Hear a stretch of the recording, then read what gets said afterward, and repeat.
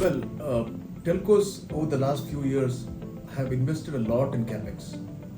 And that has done is it's created a lot of assets which need to be run, and the OpEx is not there. And the challenge is how do you get the juice out of the CapEx that you have put in at a reduced OpEx. And there is no other option other than to simplify the product offering, modernize the technology stack, and then leverage what is there later on. And we have seen it happen in many customers. Like if I take one example, it would be Telefonica Germany, where we embarked on a full transformation which is self-funded, and it's a 3-year program. We are midway through that. Once it is delivered, TEF will be able to launch products faster. It will be much more simpler products, and the OpEx will be half of what it is today.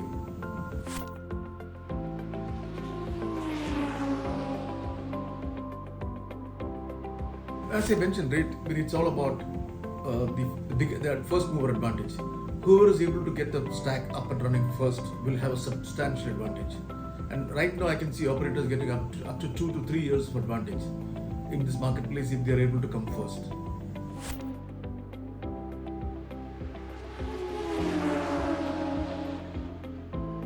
Well, I can see that happening, particularly in European context. I mean, the jury is still out. The big trend that has been happening in the last few years is the splitting of the company between the NetCo and the OpCo. Effectively, what we are experimenting is NetCo is an asset-heavy business, and we expect the investors in the sector to have a different risk profile. They are looking for a relatively lighter yield because they see the risk profile of the business to be less, whereas the OpCo is slightly more risky. So the investor that comes in is different. And where we are not yet sure about is 1 plus 1 3, or is it going to be 2, or is it going to be less? Now, if you look at TDC embarked on this journey, they have split. In Italy, Win3 have come in. Win3 have done the same thing, they split the NetCo and the private equity has come in. If you look at UK, TalkTalk is embarking on a similar journey.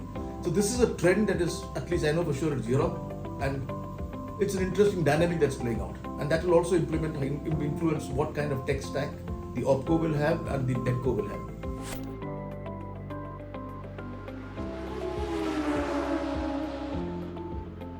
I mean, in telco space, Tech Mahindra has got a right to win.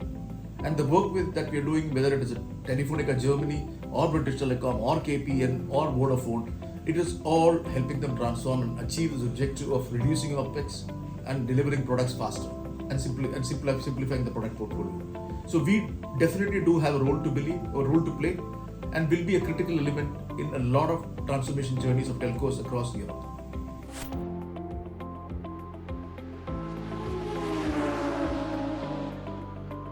These can definitely get a glimpse of what we are doing. We won't be able to reveal confidential information about how various telcos are, how we are helping various telcos, and how we are investing in our own people and our own capabilities to stay relevant to the marketplace, how we are bringing diversity into the thought mix, and how we are working very closely with the telcos, because most of the projects that we are doing are treated today as business projects and not technology projects.